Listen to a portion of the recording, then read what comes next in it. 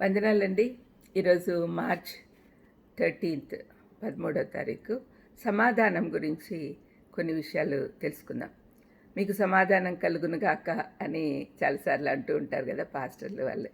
మరి సమాధానం అంటే ఏంటి, అసలు సమాధాన పడ్డం అంటే ఏంటి అనేది కూడా మనం చూసుకోవాలి. రోమపత్రిక 5:10లో పౌలు అంటున్నాడు, ఆయన కుమారుని మరణం ద్వారా మనం దేవునితో సమాధానపరచబడి ఉన్నాము. మనం దేవునికి శత్రువులమై ఉండగా ఆయన మనలను క్రీస్తు ద్వారా తనతో సమాధానపరుచుకున్నాడని పౌలు 2 కొరింథీ 5:18లో చెప్తున్నాడు.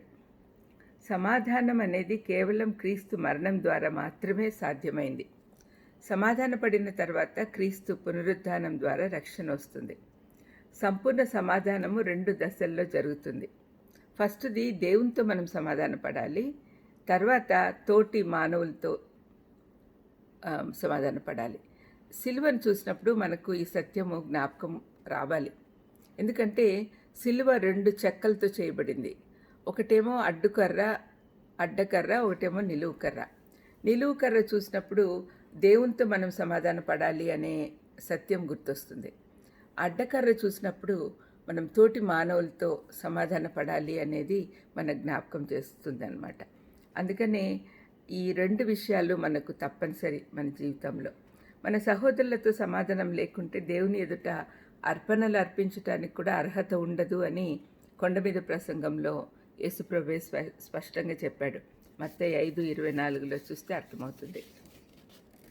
వెంటనే సమాధానపడే అలవాటు చేసుకోవాలి. కోపం వస్తే పడుకోకముందే సరి చేసుకోవాలి. సమాధాన పడకుండా వాయిదాలు వేస్తూ ఉంటే దేవునికి కూడా దూరం అవుతాం. కాబట్టి పరిణామాలు బాగుండవు. దేవునితో సమాధాన పడ్డము అంటే అది క్రీస్తును అంగీకరించడం ద్వారా ఆయనను మన వ్యక్తిగత రక్షకుడిగా అంగీకరించిన రోజున మనం సమాధాన పడగలం. అయితే తోటి మానవులతో సమాధాన పడాలి అంటే మనము ఆయన ప్రేమను, ఆయన క్షమాపణ లక్షణాన్ని అలవర్చుకోవాలి. ఇది ఎప్పుడు జరుగుతుందంటే మనం క్రీస్తును కలిగి ఉన్నప్పుడు ఆయన ప్రేమ మనలోకి ప్రవహిస్తుంది. అప్పుడే మనము ఇతరులను క్షమించే శక్తి వస్తుంది. యేసు ప్రభు సమాధానపరచుటకి ఈ లోకానికి వచ్చాడు.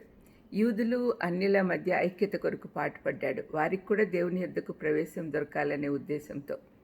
ఈ సంగతి మనం ఎఫ్సి పత్రిక 2:15-18 వరకు చదివితే అర్థమవుతుంది. మెస్సేయుని గురించి ఏ ప్రవచనం చూసినా విశ్వాసులందరికీ సమాధానమను ఆశీర్వాదం ఇవ్వబడింది. ఆయన పేరే సమాధానపు రాజు. ఆయన జన్మించినప్పుడు దూతలు ఏం చెప్పారు? లూకాసు వార్త 2:14లో చూస్తే ఆయనకి ఇష్టలైన మనుషులకు భూమి మీద సమాధానం కలుగునుగాక అని చెప్పారు.